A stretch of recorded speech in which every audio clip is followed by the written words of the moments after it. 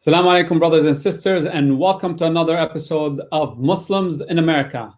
I'm your host, Mayor Mohamed Khairullah. We often ask ourselves, are we integrated and engaged enough in our communities? My guests of Muslims, elected officials, and influencers will answer your question by sharing with you their stories about their community engagement and involvement. My guest tonight is a 31-year-old millennial councilman from Red Bank, New Jersey.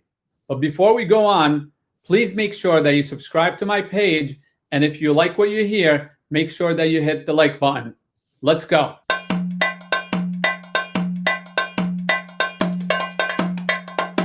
Welcome back, everyone. And please help me welcome our guest, Councilman Hazim Yassin from Red Bank, New Jersey. Councilman Yassin is the first Muslim councilman in the history of Monmouth County, New Jersey, and currently the second youngest serving in the county as well. Councilman Yassin is a relative newcomer, having gotten involved in politics only 3 years ago. He formed Aman, an organization focused on improving Muslim political engagement in Monmouth County, then successfully ran for office shortly after. Over the past 3 years, Councilman Yassin has been known to work with several organizations throughout the state of New Jersey, both politically affiliated and grassroots, to improve Muslim representation, foster youth involvement, and build Muslim engagement in the political process. Councilman, thank you for taking time out of your busy schedule to be with us. Very impressive bio. But what is it between the lines that people should know about you that we haven't mentioned? Assalamu alaikum, Mayor. Really appreciate you having me on. Really honored. I'm a subscriber, so I'm a fan of your channel. I really enjoy these talks that you're doing. And I really think it's an important initiative you've taken on to kind of give people an insight to, what we go through as politicians, how do we get involved in politics and all that. So really thank you so much for taking on this initiative. Really, I'm just an everyday guy. I got involved in politics a couple years ago. I'm pretty brand new, but before that, I was involved, in a couple of business ventures. My background is more financial, so I was mostly in the private sector. I'd never really gotten involved in politics. But the way the world is going, and I saw a need for change in certain things. I saw a need for people like myself who, maybe wanted to put their head in the sand a bit and, not focus on politics too much. But I'm starting to realize that we all need to be focused on it because it affects us all in many different ways. And even if it doesn't affect us personally, it affects a lot of the people that we care about and the people that, we want to protect and our friends and our family. So we live in a world now where we just can't, turn a blind eye to what's going on in the political world. We really need to get involved. And that's really what started my involvement. So like I said, I started my venture into politics a couple of years ago. Really didn't know what I was doing. Just like anybody else, you hear about these things on TV, you see, the president or your governor or your mayor, and it's kind of like, this, mythological system that we feel as everyday citizens we're not a part of. So my first goal really was to get involved in that system, to learn everything I could about that system and, do what I could to represent my community and represent others. So let me ask you something. Did the election of Trump had anything to do with your decision to run for office? So funny enough, it had a direct impact on my decision to run for office. So I wasn't registered to vote, which, is embarrassing to say, but I'll admit it for the benefit of others. I wasn't registered to vote until 2 months before the 2016 election. That's when Trump was running against Hillary. And it was one of those things where, because of the rhetoric that was happening, with the conversation, the national discourse, I felt, okay, at least I need to register and I at least need to vote now. And we all know how that election turned out. And unfortunately, in my opinion, it didn't turn out favorably for us and for our community. So that's when I realized, if I and other people like myself had gotten involved earlier, before things had taken a turn, maybe things wouldn't have taken the turn that they have. So really, that had a direct impact. As soon as that election kind of, the results were finalized, I took a couple of weeks to mull it over and think about what I want to do, my next steps. And I decided to get involved in politics. I decided to venture in, and this is where it's taken me. Very interesting. So what is your message to people who are standing on the sidelines now because they're upset maybe their candidate wasn't the nominee, or because they don't like either one of the major party candidates? So that's a very good question. I mean, at the end of the day, you're never really going to have a perfect candidate. But I think one thing people don't realize is the candidates that we get at the end of the day aren't just thrown at us. They go through a crucible like many other, any other organization. When you have a CEO of an organization, the CEO doesn't just show up. There's usually, a long process to get to that point. There's a lot of, work behind the scenes that when you're not involved in the process, you don't really know about. So really, when you take a single candidate, and best example I can give is somebody running for council, a single candidate in a single town. There's a nomination process. There's county committee members who decide who the party is going to endorse going into the primary. So, at the end of the day, it's people, it's all relationships, it's all who can represent those individuals the best. And then you go into a primary process, and then the primary takes hold. So a lot of times people like myself who are, used to be on the sidelines, we see the end result and we're always surprised. We're like, how is it possible that we got two candidates that we both hate, we don't like anything about either? These are the two best options, just for president, that this country can produce. How is that even possible? It's possible because there's 50 other steps in the process that we're not involved in, and other people are, and those people get the candidates that they like. That is an awesome answer. So basically, you got to push your way through the process and not give up at one point or another. Very good. So Councilman, 3 years from the point you got involved to the point you got elected, how did you do it so quickly, and what were the steps there? Sure. So as I mentioned, after the election, I was mulling over whether I wanted to get involved, and I decided I had to. If we wanted to change the course of this country, the course, things that impact our friends and family, we need to get involved. So one of the first things I did was involve myself in the local party. So I personally am a Democrat. My values align more with the Democratic Party, but really this same lesson applies regardless of what party you identify with. So I went to the Democratic Party. I met with some of the members there. I decided to get myself involved with they have meetings, they have events, they have even social events are important. Just like anything you do, when you own a business, you go to networking social events. Same thing with politics. At the end of the day, these are just people. These are people who maybe run the party, but they're still people and need to be in contact with them. So I got in contact with a lot of these people. I got involved with races that were going on. And then, the two part is getting involved with the party, but also getting involved with your community. So my focus the first year was trying to improve Muslim engagement and interaction with the political process. So I reached out to my community, which historically our, political engagement is pretty low. And, I tried to, as I was learning, I was trying to teach them and bring them along of, well, at the very least, we need to vote. We need to understand how the political process works. We need to understand what county committee does. We need to understand municipal chairs, our county chair. We need to understand how our candidates are picked. These are just like the basic tenets that we need to understand so that we can have a better say in the process here. So 2 years ago, I ran and I won. So I'm currently in the second year of my 3-year term.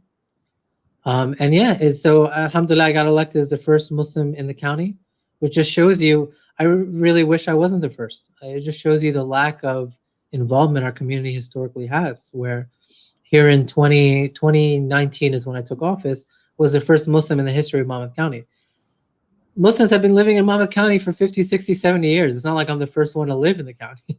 We've had people living there for a while, but they've never had that push to represent themselves. So it's a first step. Hopefully it's the first step in many steps.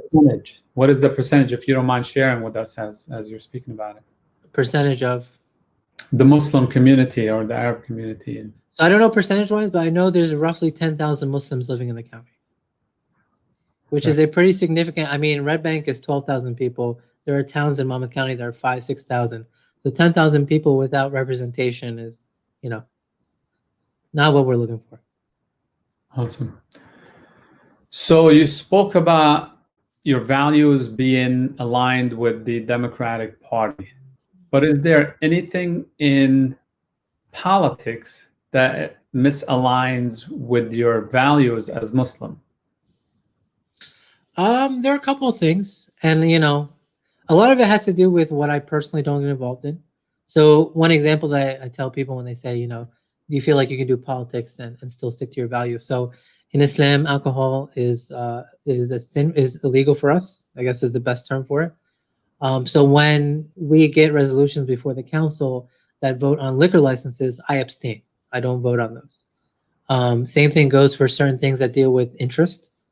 So when it comes to actual legislation, I find that I'm able to exercise my, religious rights not to, violate those. I can abstain on certain votes or not get involved in certain projects or situations where I personally am not comfortable. As far as values, at the end of the day, this is, how I see Islam and how I see the correlation and the parallel that the American system gives. It's the idea of freedom. So in our faith, we believe that we're given free will and we're free to act as long as we don't harm anybody else. We're free to act and live the way we want to live. Now, are there different, lifestyles or choices or whatever that maybe don't align with mine? Sure. And mine doesn't align with some other people's. But the idea of our faith and the idea of the American system is all people are free to live the way they want to live, as long as they're not harming anybody or hurting anybody. And that's really a core tenet of Islam. We have the concept of free will, and we're told not to impose our will on anybody else. Our thing is the same thing. Everybody is free to live the way they want to live, and we need to be protecting that right to live that way. So as far as any violation of my personal values, I don't see that at all. Right. So let me ask you, you said there's about 10,000 Muslims in your county. What is the number out of 12,000 people from your town who are Muslims? Is it a significant number? So out of 12,200 people, including myself, Yeah. probably 4 or 5 people who are Muslim. Wow, that's it, huh? That's it. All right. Not a lot in my town. So I guess people are not supporting you because of your faith, because of your background. Why do the people of Red Bank support you, Hazim Yassin? So that's a very good question, and one that I try to make a distinction of. So historically, when you see minority candidates running for office or whatever, a lot of people tend to think, well, they're going to be guaranteed a victory or a certain vote based on their racial politics. So I've made it a very big point when I've run and when I've legislated that I'm not seen as a Muslim as a Muslim politician. I'm seen as a politician who is Muslim. So my focus isn't only on Muslim rights and Muslim concerns and what affects our community. My job as a legislature is to legislate for all of the residents in my town. So when I got elected, again, it wasn't that I was elected to represent the Muslim community. We talk about demographics. My town really is 70% Caucasian. I believe 20% Hispanic, 10% African American. Very few of them are Muslim, and I don't fit into any of those categories. I'm Middle Eastern. So I wasn't elected because I represented a certain group or I was focused on certain rights or whatever. I was elected because they felt that I was the best for the job to legislate for all the residents.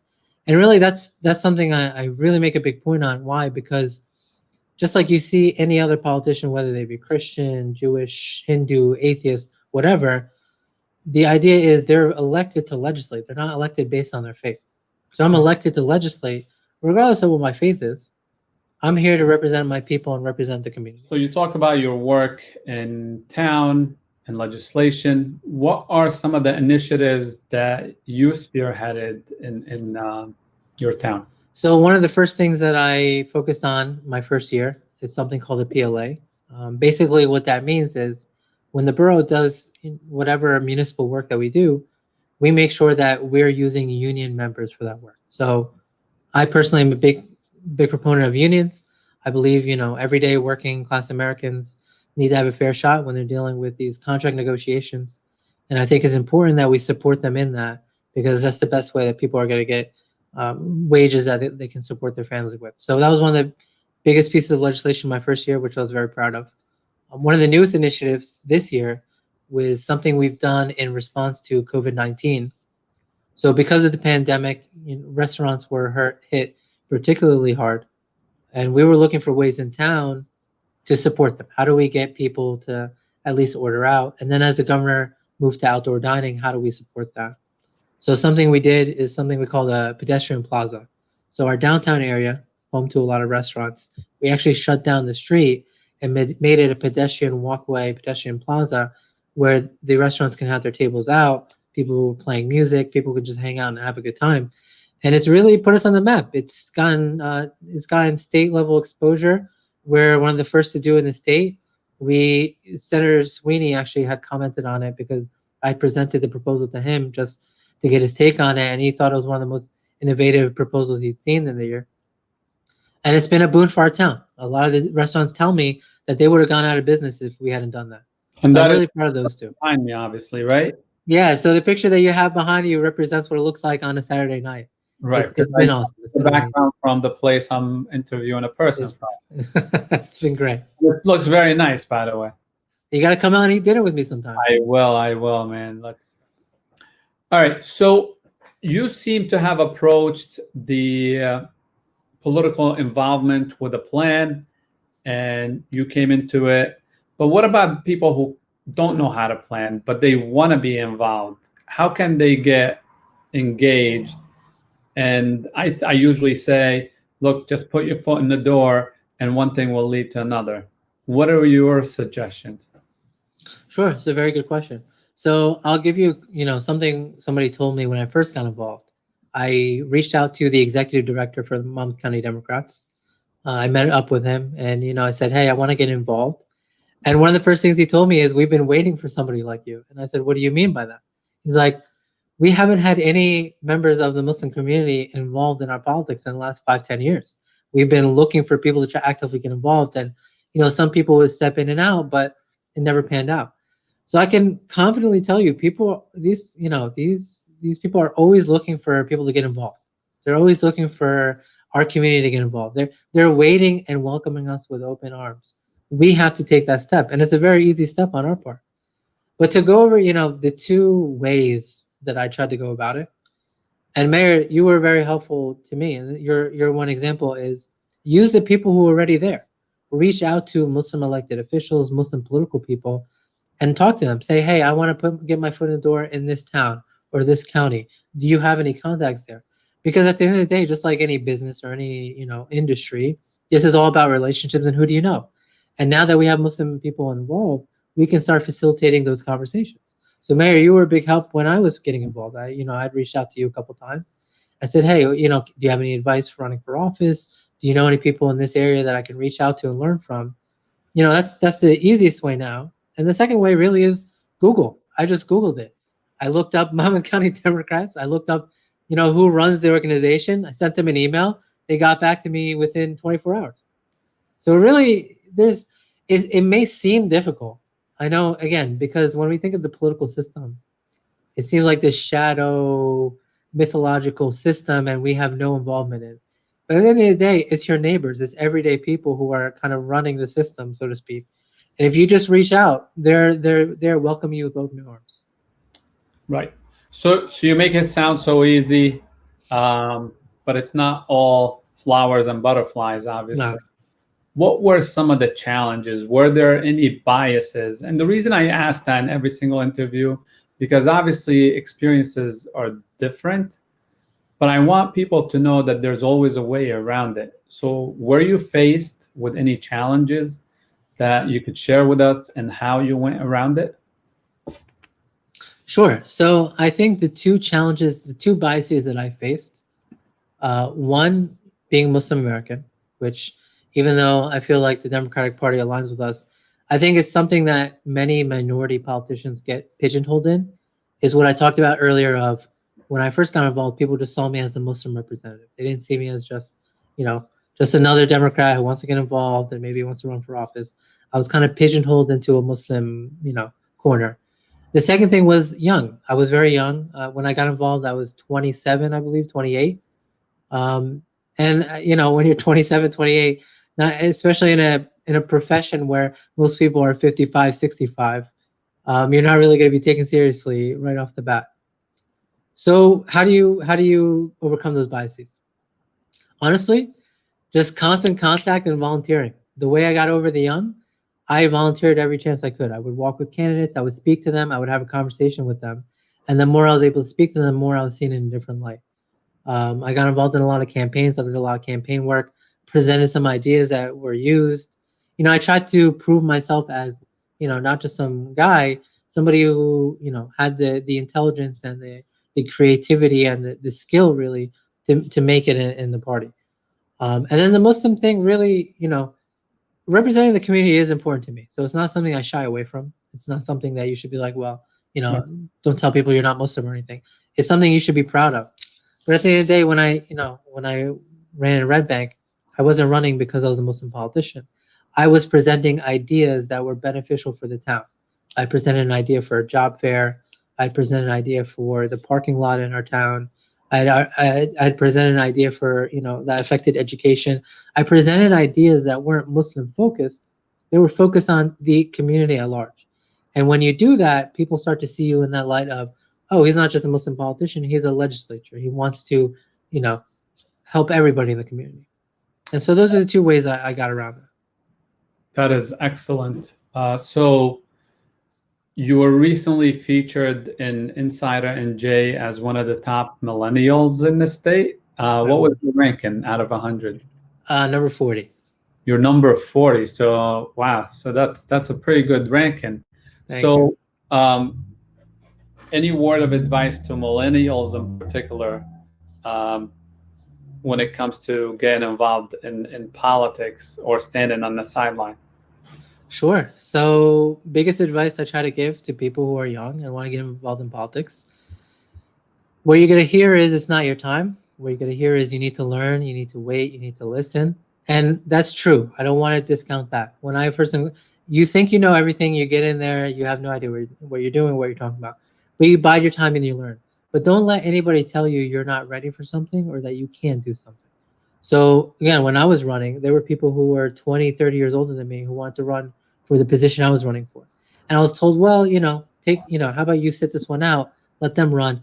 No. That's not how it works. If I have ideas and the people believe in my ideas, then they're going to vote for me. If they don't want to vote for me, that's fine. I mean, they can vote for somebody else.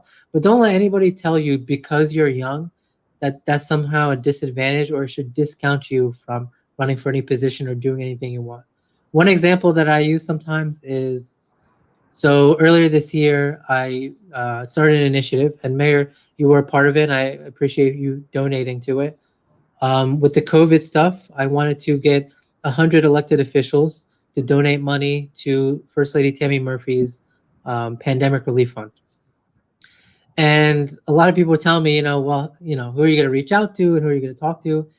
I had no shame. I called everybody. I called Congress people. I called senators. I called mayors. I called. So we ended up getting 4 Congress people. I even reached out to the Republican Party in my county, who all supported it and joined me. So this idea, I was seen as like this young guy. Who does he think he is? And he's making all these phone calls. He's reaching out to people he has no business reaching out to. But it doesn't matter. At the end of the day, you do what you think is best. You're trying to legislate. You're trying to support the people. You're trying to help the people. If you think what you're doing is right and you think you can make a change, don't let anybody say otherwise. So you spoke about people pushing their way in as young people. You did, and you started at such a young age. You have your whole life ahead of you. Any aspirations for higher office? It's a very dicey question, Mayor. So I'll say this, right? I love what I do. I love being a councilman in Red Bank, and I love serving the people I serve. If people were to say, hey, we think you do a great job in a higher office, I wouldn't shy away from it. Do I have any plans? No, I didn't really have plans to run for council, to be honest. This was something that I did 2 years ago when I had been involved for 1 year. So I really have no idea what the future holds, but I'm open to anything. Whatever I can do to serve my community, I'm here to do. Awesome. Very diplomatic answer. So my last question to you is, do you have a question for me that I could answer for you? Ooh, that's a good one. Yeah, I do have a question for you, actually. So one, I'm pretty new. I'm young. I'm only my first term. You've been mayor for how long? About 30, 50 years, something like that? So My question to you is really, and my fear is burning out. You know, this is a tough job that we do. It's not easy. We get, you know, it's not like we get paid. I mean, we basically volunteer. Right. It takes, you know, it's almost a full-time job at some points. And I'm always worried that, you know, while I have the stamina now where I'm younger, I don't know, how do you, you know, the question to you is basically this: how do you keep going? You've been doing it for a while. You've done it successfully. You've supported other people as well. I mean, you've put so much time and energy into it. How do you keep going? What's the secret? Well, I think you have what it takes to keep going, because you have the passion. It's all about the passion. And if the passion is burning inside and you have that fire in your belly, then you could keep it going. As long as you keep it about the people, as we have discussed, because there's always ways that you could improve the livelihood of people. So as long as you keep that in front of your eyes and you work on it, there's always ways that and methods to improve people's lives.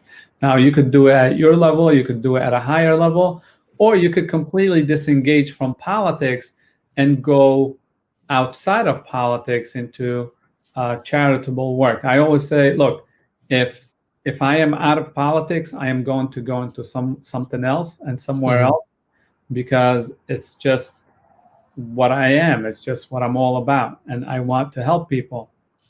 I can't just sit on the side and say, look, I did what I have to do. But the other thing is, obviously, you need to, as you know, as your search for your life partner, you need to find a partner who supports you with that, because if your partner doesn't support you in what you're doing, that could put the fire out, and, you know, change direction. So it's all about the fire. It's all about the passion, and stay focused. God bless you for what you do, and you have a wonderful family. Your parents, mashallah, support you. They're wonderful people. So just keep going out there, make us proud, and keep doing what you're doing. Thank you. Well put. I appreciate it. My pleasure. So, Councilman, I want to thank you very much for taking the time to meet with us. If the Councilman and our interview has inspired you, please make sure that you hit the like button and make sure that you subscribe to this channel. Was there any particular point that piqued your interest and intrigued you? Please make sure you write that down in the comments, and the Councilman myself will respond to you. Councilman, thank you very much for your time. Give my regards and my salams to your parents, and I look forward to seeing you after the election in downtown Red Bank. Thank you, Mayor. Really an honor. Thank you so much. Thank you. I'll see you in Red Bank. Inshallah. Assalamu alaikum.